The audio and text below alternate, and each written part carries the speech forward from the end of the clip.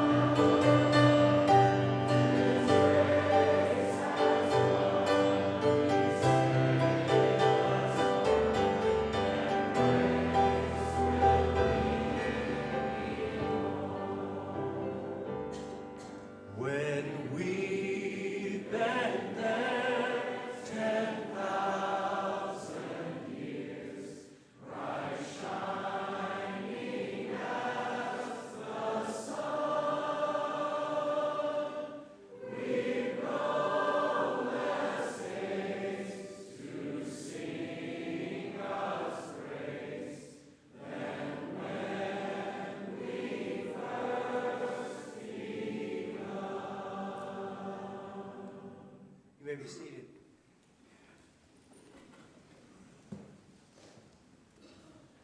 All right, good morning. It's wonderful to see all of you. Let me first pray for us, if you'll join me in prayer. Heavenly Father, you are holy, holy, holy, and your grace is indeed amazing. We're thankful for your work of grace in our lives, in our families, for the forgiveness of sins, for the freedom we have in Christ, for our union with Christ. Father, our prayer is that this morning, this afternoon, would be a beneficial time for each and every one of us and our families as we're learning much about our world and about your word and making new friendships and connections and reconnecting with some that maybe we haven't seen in weeks or months or years.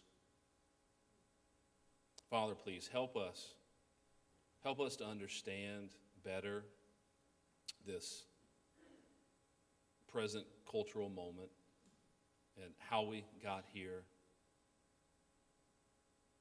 and what it means to live faithfully in this time and going forward. Lord, please use this time, we ask, in Jesus' name. Amen. Well, again, welcome. It's wonderful to have you guys here. I know that that you guys are excited to get to hear from Carl. It's been a long time coming for the plans to get him here, and it was not easy to get him here because his flight was delayed multiple times. He still does not have his bag, but yet he's here. He's here, and he's wearing the bright rainbow sweater, which is fitting for the topic of today, which is wonderful. And that I requested that, and I'm so encouraged. I didn't request his bag be lost that he had to wear it today, but I'm glad he did. We are each one of our three lectures today. We're going to begin with singing a hymn. So whenever you're out and about at the bathroom or getting coffee or talking to someone on the campus and you hear the singing, if you've ignored the crowds moving past you to come back in here, and if you've ignored someone ringing the little chimes, when you hear the singing, it's time to come back in, or you will miss something. Okay, so when you hear the singing, come back in. Lord willing, at the end, we're going to have a time for a little bit of time of question and answer with Carl, and so you can text questions to the number on the screen. Now, the number on the screen is a very important number. It is Patrick Fischel's cell number, and so some of you may realize that as you begin to punch it in. Obviously, Carl's not going to have time to answer everyone's questions, but we'll do the best we can to kind of group them and into similar themes and so forth, and then we have lunch. Now, here's the deal: we ordered a few extra lunches. So if you didn't request lunch, you still may be able to eat lunch here today. But we just ask that you wait to the back of the line, let everybody who registered lunch to go through first. But we'll have more directions for that as the morning goes on. Does that make sense? All right. Well, please. Join me in welcoming Dr. Carl Truman to come and speak to us.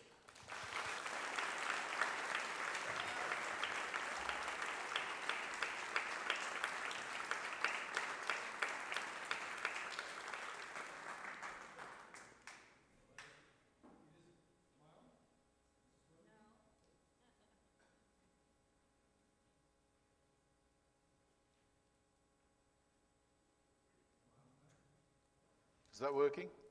Great. The batteries fell out a few minutes ago and I forgot to restart it. So, well, it's a pleasure to be with you all today. The sweater joke's already been told. But I did laugh last night when I realized that I was going to have to talk I brought a jacket and tie. But my jacket and tie, they arrived in Houston. and they were unloaded off the plane, but apparently there was nobody to put them onto the conveyor belt. So I suggested to the man next to me in the line that we joined the union, and then we could go out and fetch them ourselves, but it was too late to qualify for union membership. I want to speak today. I know it's a missions weekend, but I've become increasingly convinced over the last few years that the mission is not just, well, certainly it's not overseas. It's certainly here in our own country, and I think the mission is even within our own churches because of the dramatic changes that have taken place generationally over the last 20, 30, 40 years. Some of you will be acquainted with the book that I published it in 2020. I actually submitted the manuscript in 2019. I wrote that book in part because I myself was intrigued by some of the changes that were clearly taking place within society. I was pastoring a church at the time and was acutely aware that younger people in the church, and by younger really I meant anybody under the age at that point of say of 35, thought about certain things in a dramatically different way to that in which I did myself. That something very strange and interesting was taking place within our culture. And so the origin of the book was really a personal desire to try to work through those issues for myself. I've done a lot of thinking about those issues since. As I say, the book was actually completed 4 years ago. I've spent 4 years thinking further about those issues, discussing the issues in class at Grove City College, and giving lectures around the country on it, and getting some very good questions and some very good conversations going as a result. And so what I want to do today is this. The first 2 lectures will really be setting the scene. There's not going to be anything in some ways distinctively Christian about the first 2 lectures. What I'm going to try to get at is what has gone on within our society that has led to this transformation in the way that people think about themselves and think about other people and think about their connection to the wider world. And then in the last lecture, I want to try to bring forward some proposals as to how we might think about moving forward in this moment in which we find ourselves. It was the great English Christian ethicist Oliver O'Donovan, reflecting in the 1980s, actually, he was reflecting on this, reflecting on his role in the pro-life movement of the 1960s and 1970s, made an intriguing comment. And the comment was this, that the one thing that had really caught him off guard was that the weakest argument of the pro-abortion lobby, the argument that he did not consider to be really worth addressing in any great depth, had ultimately proved to be the strongest argument at a cultural level for pressing for the liberalization, of course they're talking of Britain, of British abortion laws. The weakest argument, the one that he couldn't be bothered to address because he didn't think anyone would believe it, is this. The weakest argument is that the baby in the womb is merely part of the woman's body. As an ethicist in the 60s and 70s, as a Christian ethicist in the 60s and 70s, he thought that was such a weak argument.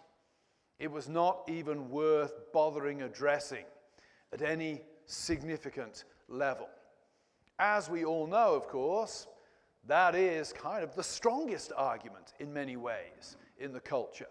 It is the argument that is displayed on banners at typical pro-abortion rallies. It is the mantra-like phrase that will be repeated when abortion activists are interviewed on the news. And yet in the 60s and 70s, Oliver O'Donovan, I think one of the sharpest ethical minds, certainly that Protestantism has ever produced, did not consider it to be an argument worth addressing. And in an essay on this issue, he reflects on why he was wrong-footed on this, why he got it so incorrect. And his conclusion is this. The weakest argument proved to be the strongest because actually it resonated with the way people imagine themselves to be. It resonated with that deep cultural commitment we have in the West to the idea that human beings are free and autonomous. We are, in a phrase that I will return to again later in this lecture and probably in a later lecture, we are, according to Jean-Jacques Rousseau, the great Genevan philosopher, born free and everywhere in chains. And that, O'Donovan said, was the great myth that gripped the imagination of society and made the weakest argument that the baby in the womb was merely part of a woman's body into culturally the strongest argument.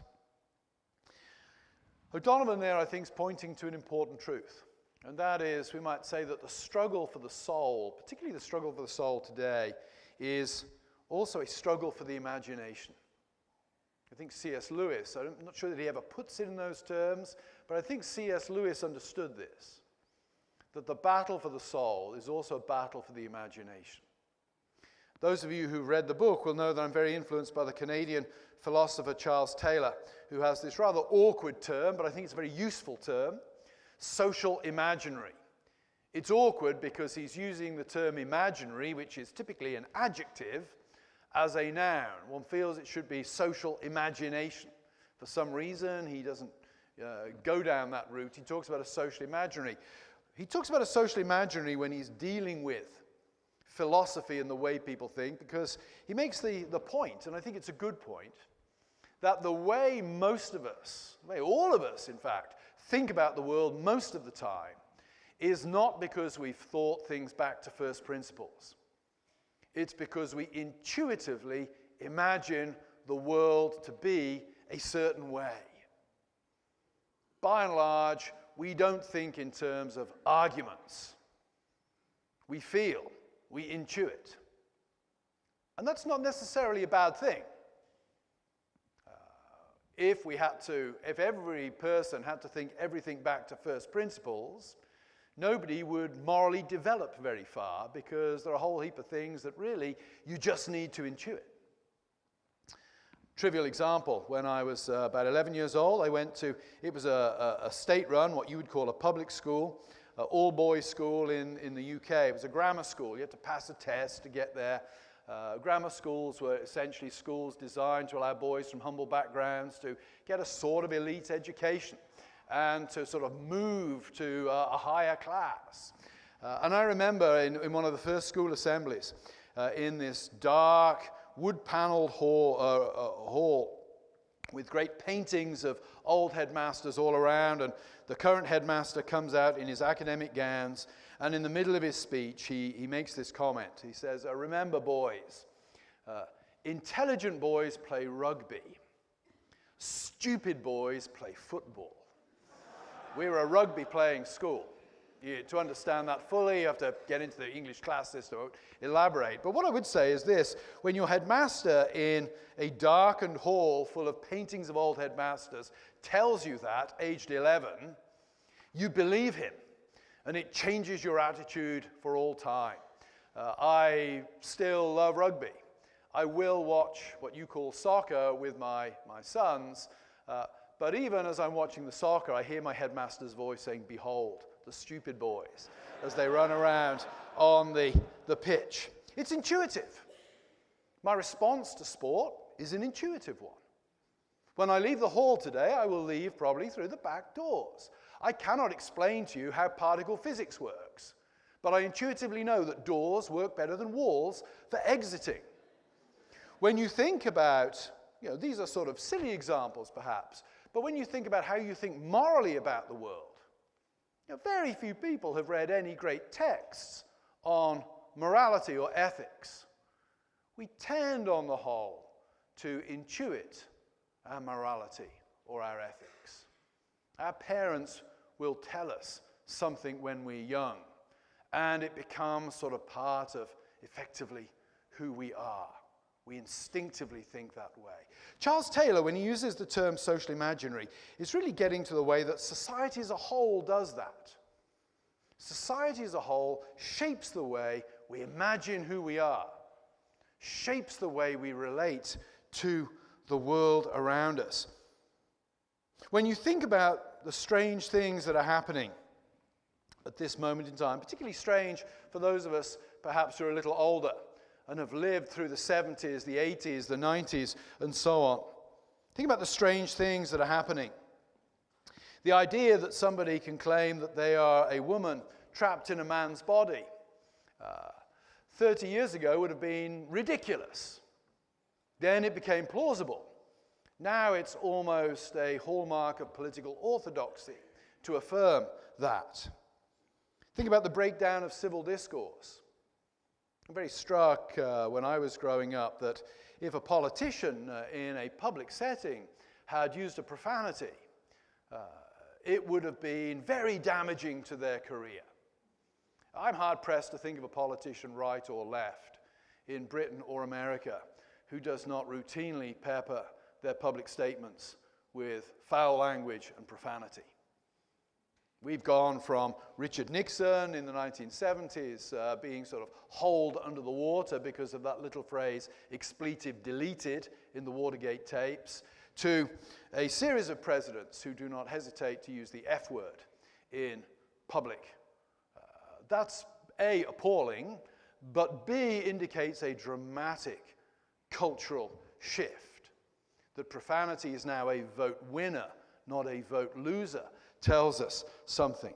We live in a time when old identities are collapsing and new identities are rising.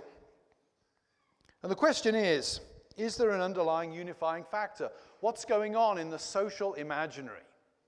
What's going on with our intuitions and the things that shape our intuitions that has made all of this plausible? Well, that's what I want to explore in the first two lectures. First lecture, I'm going to look sort of more at intellectual roots. And then the second lecture, I want to address something I don't really address in the book, but is the big question. So how is it that people who don't read Rousseau, Freud, Nietzsche, etc., etc., etc., come to have their philosophy as their own unspoken intuitions? First thing, notice in our society that we're living at a time of the breakdown of traditional institutions. If you had been born, let's say 100 years ago, your identity would have been founded probably in three, what were at the time, pretty stable institutions. First of all, there's family. Where do we get our identities from? We tend to think of our identities as monologues, particularly today. I can be anything I want to be. But in actual fact, we get our identities from interacting with those around us. Family provided a powerful identity for a long, long time. If you read Russian novels, one of the reasons why Russian novels are so long and at least the first 100 pages can be difficult to follow is the characters have different names. They might have a diminutive.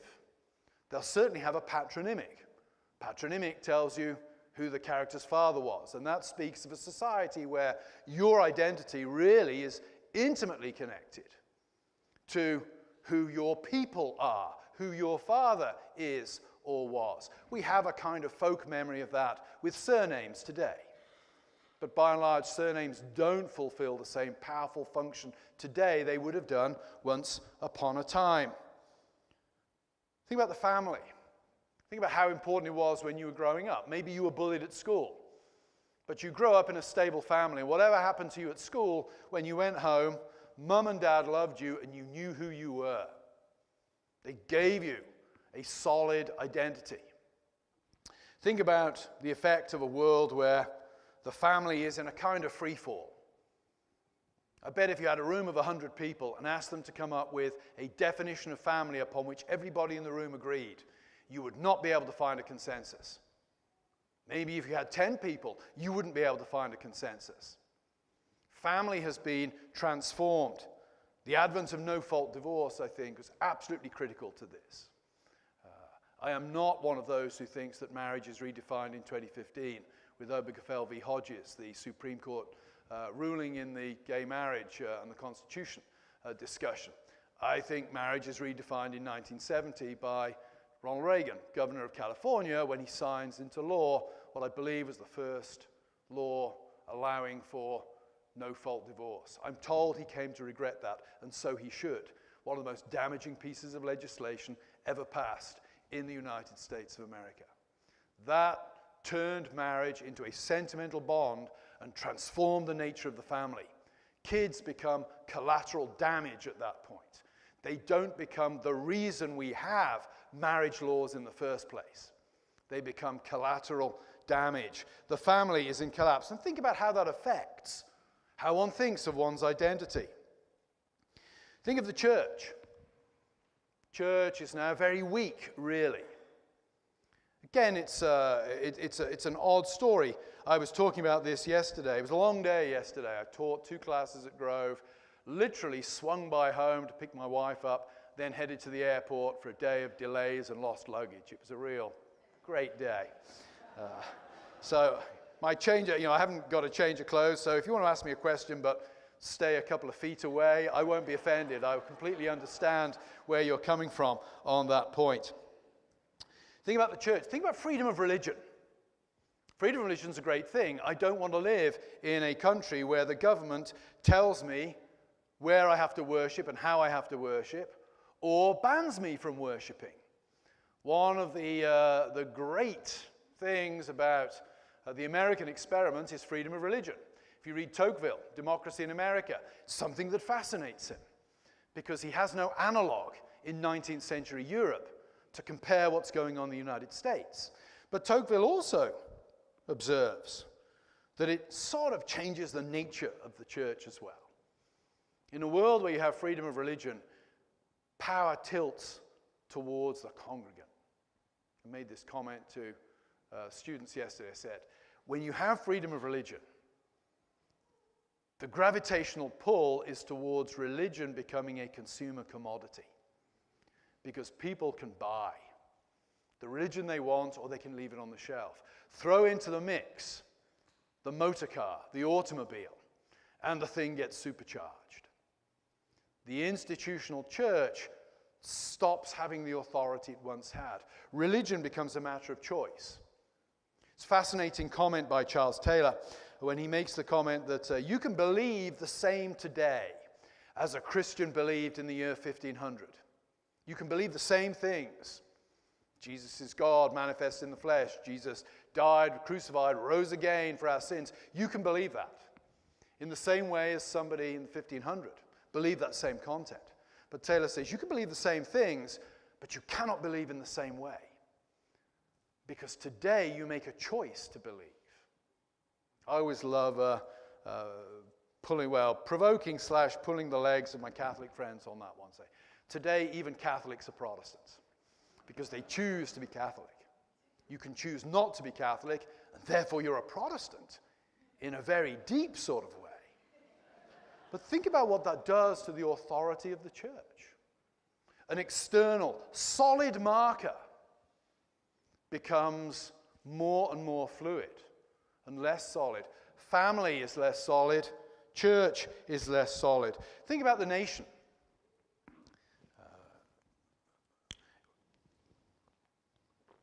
Very interesting. A couple of things. My wife and I, we emigrated to the United States, I think, on August the 16th, 2001. So we've lived in America really from the moment 9/11 happened to the present day. And we've seen the dramatic changes. I was giving a lecture a few months ago in a church, and a young man, actually it was slightly worrying. They closed down the questions, and suddenly this guy gets up at the back and starts to stride towards me at the front, and he's holding something in his hand. And I can't see what it is. And I'm thinking, is this the moment I dive for cover? I've just given this lecture on the trans issue, and I'm thinking, man, is this the moment that, I get rubbed out? Have I got to jump? Turns out it was his cell phone. But he asked the question, he says, has America always been this way? He was about 20, I guess. And I was able to say to him, no. I said, in the space of your lifetime, I've lived in America the whole of your lifetime. I said, and America is no longer recognizable today as the country that I emigrated to 20 years ago. I've lived through this vast and dramatic change. It's played out in high speed before my eyes. Isn't that kind of weird immigrant insider-outsider thing? Seeing it unfolding before my eyes. America has dramatically changed. Think of the 1619 Project. I have no comment to make on the historical integrity of that project at all. What I would like to draw your attention to, though, is its existence. When a nation starts to debate what I would call its myth of origin, and by myth there I don't mean it didn't happen, I mean the sort of the C.S. Lewis way, the story that gives meaning. When a nation starts to decide debate its myth of origin, 1619 or 1776, something very deep is going on in the identity of the nation. The nation has an identity crisis at that point. I'm intrigued at the lack of reference in the news today to the word un-American. When my wife and I moved here, it was always in the news. It was a weird word because un-English it just sounds weird to an Englishman. Does it mean, un-English is preferring coffee to tea or something like that? It's not a very serious thing. But in the early 2000s, being un-American was a serious thing. In the 50s, of course, you had the House Un-American Activities Committee. It's a serious thing. But for something to be un-American, you have to have a very coherent concept of what American means positively. I think when the word un-American drops out of language, well, it drops out of common use, it's an interesting question to ask, has the concept of America become so equivocal or so fluid that its negative no longer means anything? Fascinating. Nation also is in flux. So we live in an era where external markers of authority, traditional external markers of authority, family, church, nation, or earlier we might say community, no longer offer strong grounding. And where you don't have strong grounding, where you have a vacuum, things will move in to fill that void. And that's what I want to talk about. What I want to talk about in the remainder of this first lecture is what I call the rise and strength of the first person. I. We tend to think of ourselves as individuals, particularly in America. Fascinating Catholic philosopher Augusto Del Noce, in an essay in 1970, he's talking about the sexual revolution. He says, the sexual revolution will be stronger and triumph more thoroughly in America than anywhere else in the world. Not despite its Puritan heritage, but because of it. And he goes on to make a point about individualism. A country that prides individual conscience so much is always going to be vulnerable to this kind of thing, because the I and its individual and personal desires lies at the heart of the story. First person has an interesting lineage. My friend Ben Story, he's a Montaigne scholar, tells me that it's Montaigne, the 16th century French essayist, who really starts to use the first person in his writings more than anybody else. Everything, we might say, is about him. I becomes critically important.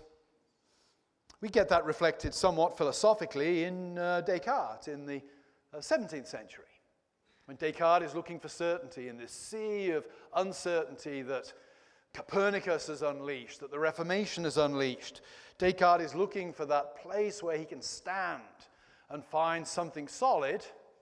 I think, therefore I am. The one thing that he cannot doubt is his own existence, because in doubting his own existence, he affirms his own existence by that very act. The I moves to the center of philosophy. Rousseau and his notion of the noble savage develops the idea that you are born pristine. It is society that distorts you and perverts you. Rousseau will go as far as to say that as soon as you have laws, you know that something's gone wrong. Because in actual fact, you and your natural feelings and instincts, left unspoiled, should be a sufficiently sound guide to living a moral and upright life. And what Rousseau does there as well, of course, is he shifts towards thinking that emotions, sentiments, are important. And so they are. I say to the students' class, when I'm teaching this, if you look out of the window and you see an old lady being beaten up, and you have to Google whether that's a good or a bad thing, we have a word for you. You're a psychopath. And that's not a good thing. It's not a good thing. Human beings are not brains on sticks.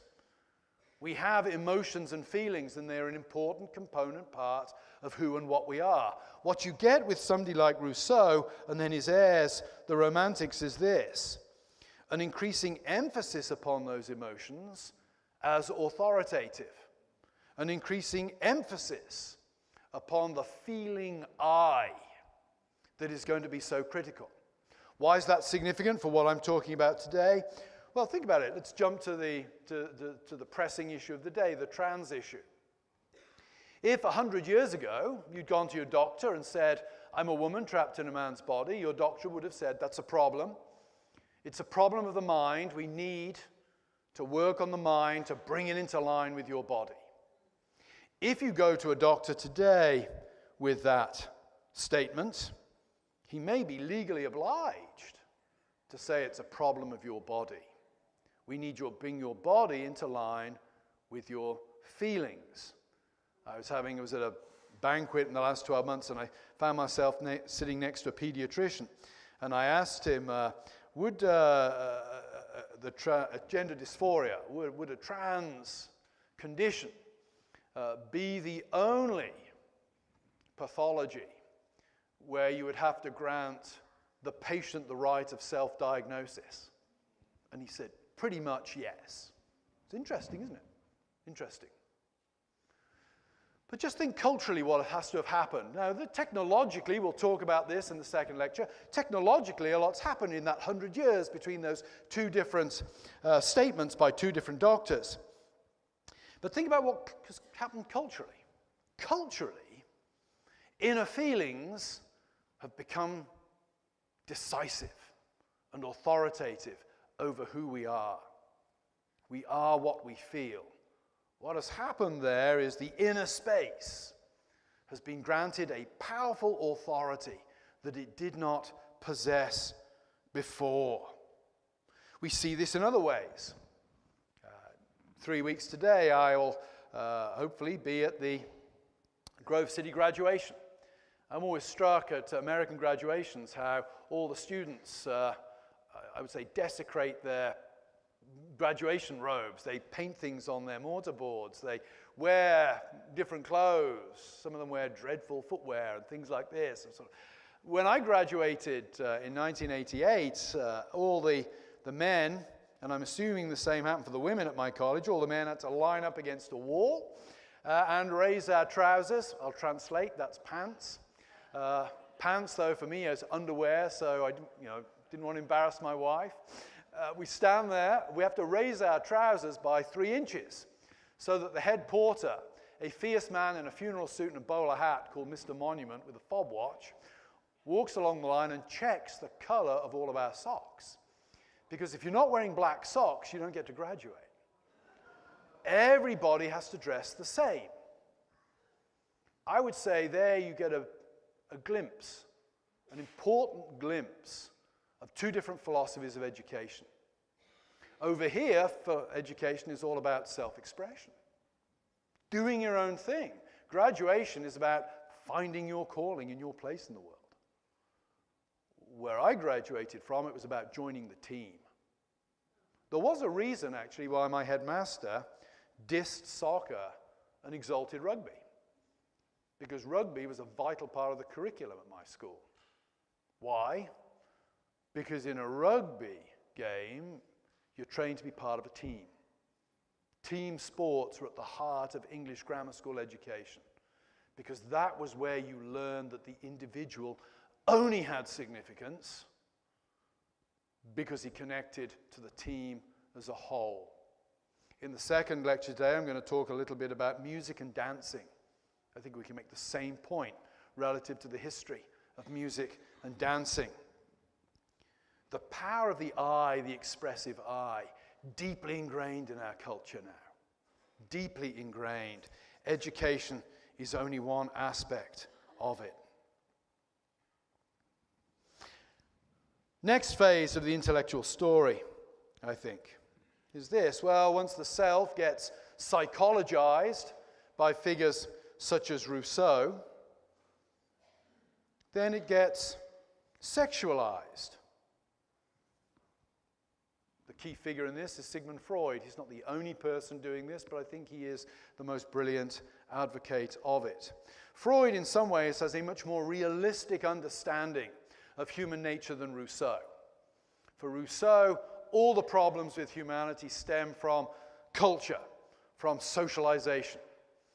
Everybody is born basically decent, but then when you get into society, you start to compete. You become envious. You start to work for number one in order to feel superior to the others around you. For Freud, I think, much more accurately, he understands human nature is dark. Actually, we are not noble savages. For Freud, we are deep, dark savages. Freud would say, think about those dreams you have where you do crazy stuff. Sometimes it's so embarrassing you wouldn't even tell your best friend what you dreamed about, lest they thought you were a weirdo. We all have those dreams, and Freud would make the point that actually that's the real you. That's the real you. You have the ego and the superego keeping that at bay. But the real you is the dark, violent, sexual stuff, lying just below the surface, occasionally popping out. So maybe you've been in an argument with somebody and you've suddenly lost your cool. You've flipped your lid very uncharacteristically. And maybe you might say to them, I don't know why I did that. That wasn't me. Freud would say, actually, that is you. It's the polite stuff that isn't really you. The real you is that explosion. Freud, I think, has a much better handle on what it means to be a human being. And he does this one thing that has cataclysmic significance for the present day. Freud not only sees us as defined by that dark, swirling id that lurks below the surface. He sees that id as profoundly sexual. And in a famous work, 3 Essays on Sexuality, he actually provides a taxonomy of growing up, where he says, at any stage of human development, sexual desires will be directed in certain ways. What he does there is he says that the core of what it means to be human is sexual desire. And in doing that, he really shifts the whole nature of sex from something we do to something we are. And that, of course, lies at the heart of modern conceptions of identity. Think about the LGBTQ. I think actually, factor out the T and the Q. They're a little bit different. But think about the L, the G, and the B. What do they assume? They assume that a key part of identity is rooted in the nature and direction of sexual desire. About 12 months ago, I was doing a Sunday school at a church. It was actually a PCA church down south. And a young man, I guess he was 12 or 13, came up to me afterwards and we started to have a conversation. And in the middle of the conversation, he said, I used to be bi, but it wasn't working for me, so now I'm straight. I thought it was a fascinating conversation. I've been a pastor for a few years, so you have some weird conversations, and you learn to sort of, I guess like Freud, just nod, and it's as if you've not heard anything unusual at all. But in my head, I'm thinking, this is fascinating, this is very strange. And as we continued to talk, it became very clear to me that this young man had had no sexual experiences at all. He was not a sexually active young man. He was simply identifying himself in terms of the direction of his desires. It's interesting. Interesting phenomenon that sexual desires have come to fulfill that function. Freud makes that possible. Freud, if you like, provides us with the conceptual framework for thinking in that way. Freud shapes our imagination on that point. I think it's just as an aside, it's one of the reasons why debates within the church relative to sex and sexual identity have proved so difficult at times. Because, of course, the Bible doesn't think in those terms. The Bible has a lot to say about sex, but it's typically about behavior. You can move from the Bible text to addressing the question of sexual desire as identity. But it's not a straightforward move.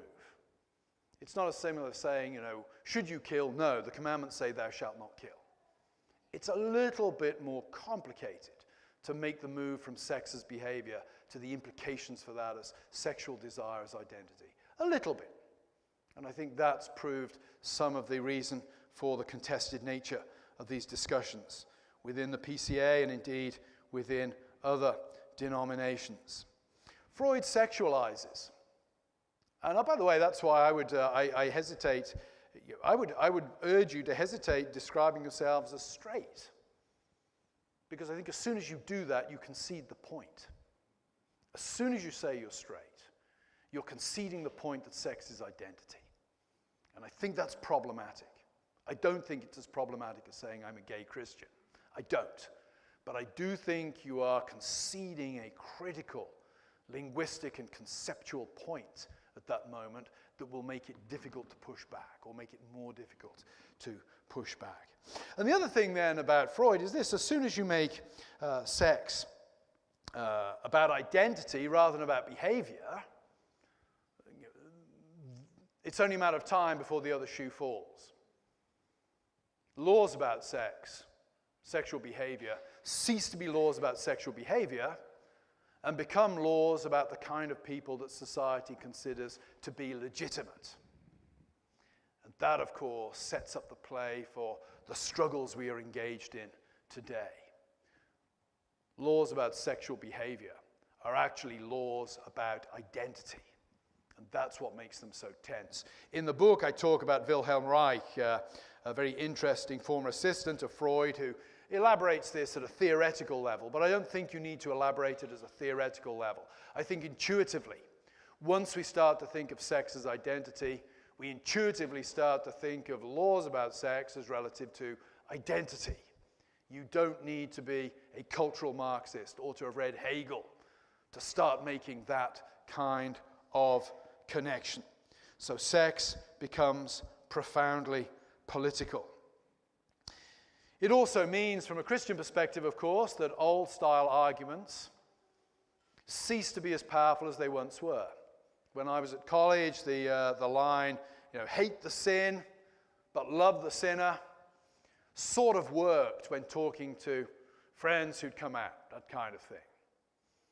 That doesn't work anymore, because once you're dealing with somebody who so identifies themselves with the sin, then to hate the sin is to hate the sinner. And I think, here I'm sort of saying we need to think about how to, I think what we were trying to communicate with that old phrase is good.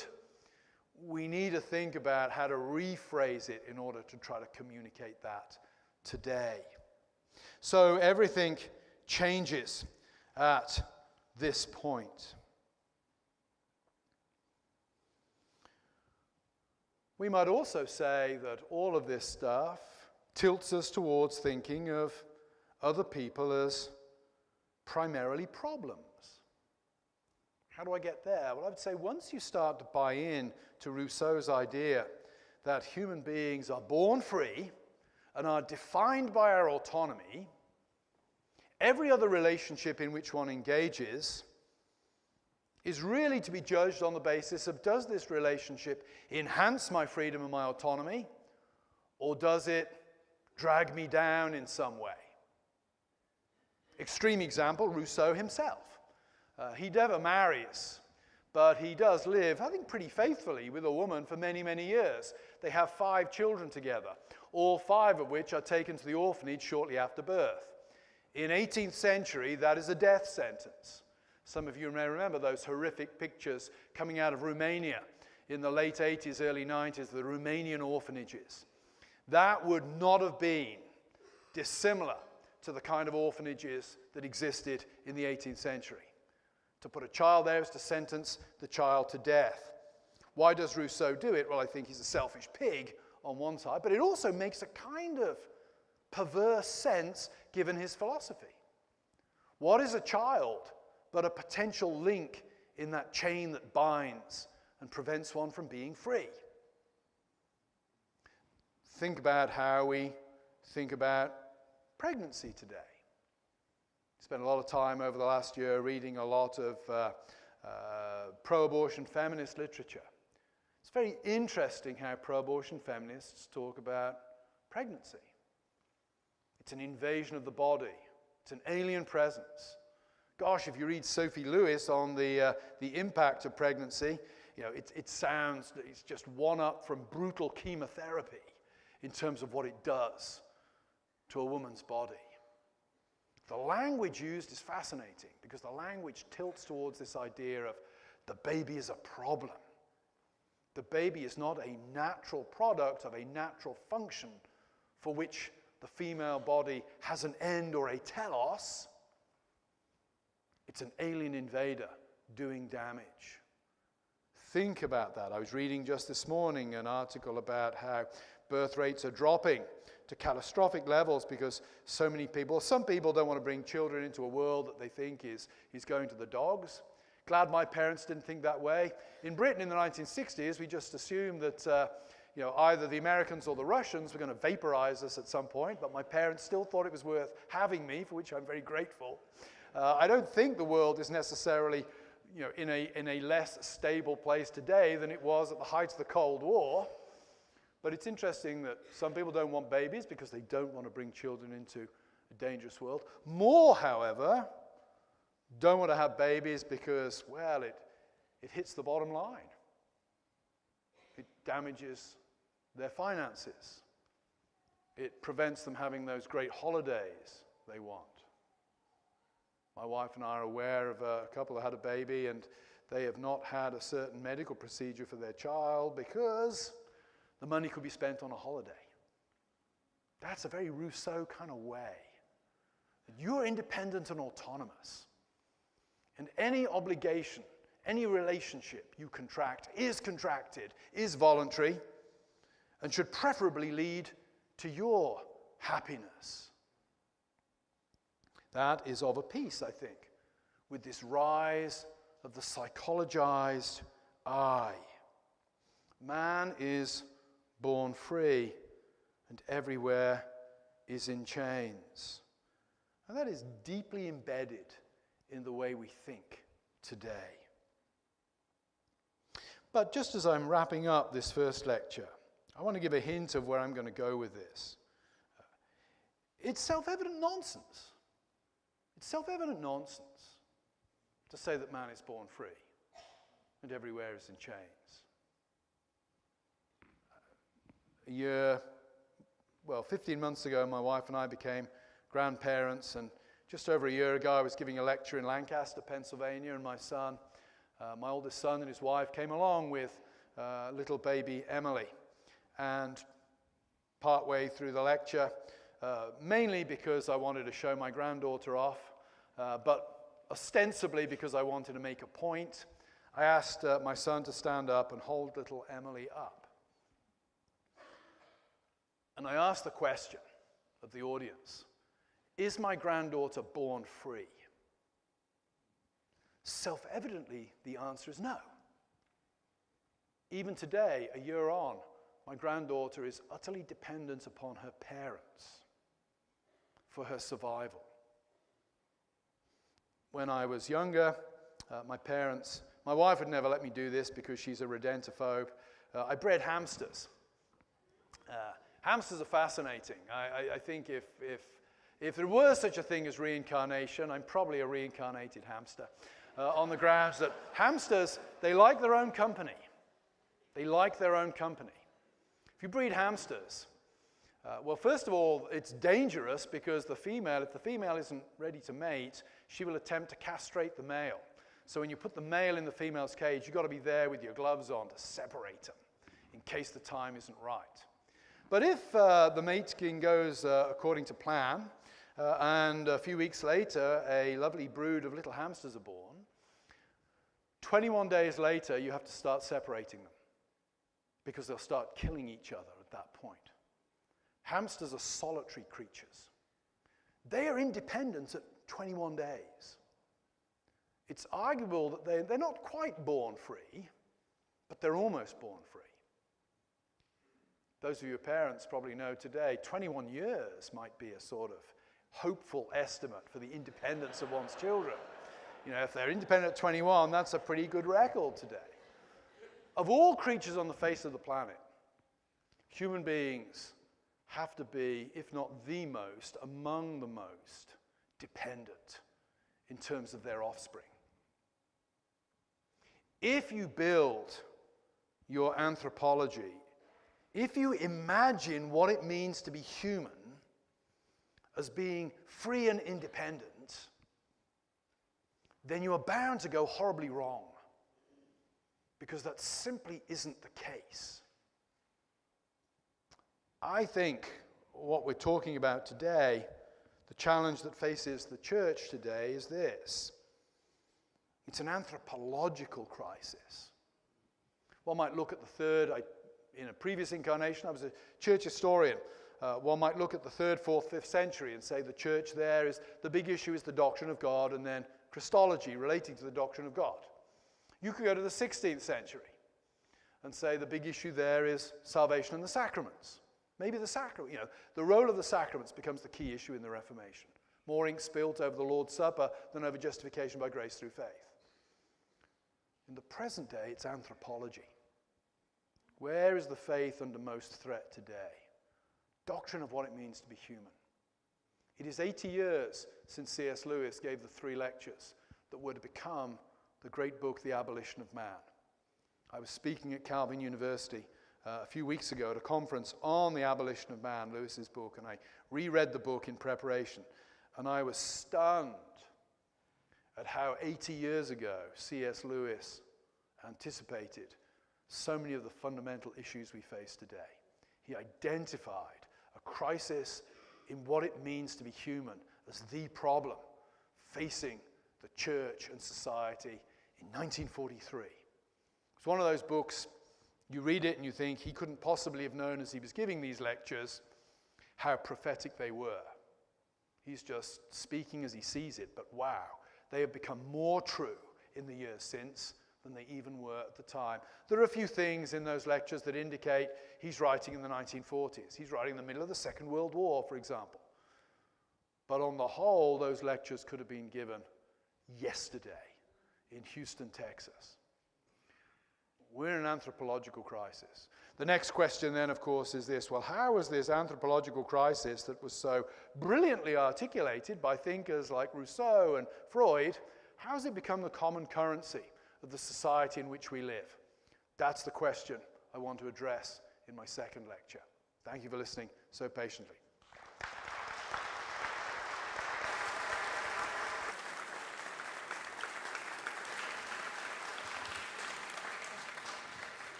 All right, so it's 10:28, and so the plan is to get started back in here at 10:45, and so you've got, there'll be coffee, I'm sure there's still some tacos or whatever available. The bathrooms are down this way on Main Street. There's also bathrooms over in the admin building, but 10:45, you'll hear some singing, and we'll get started, okay?